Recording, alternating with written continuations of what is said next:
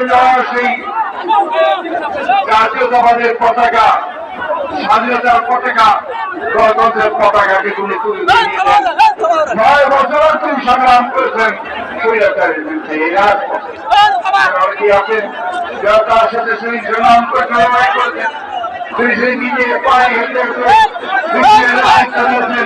তাকে গ্রেফতার করা হয়েছে, বারবার তাকে নির্যাতিত করা হয়েছে। কখনোই ছেড়ে দেননি বন্ধুবান, কখনোই আপোষ করেনি।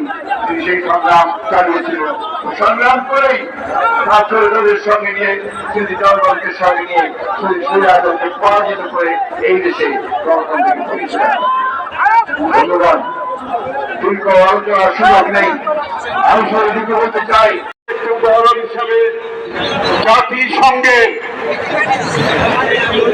যে মানবাধিকার ঘোষণা করেছে, আন্তর্জাতিক মানবাধিকার ঘোষণা, সেখানে আর্টিকেল 11 পরিষ্কার ভাবে বলা আছে বিচারের বেলায়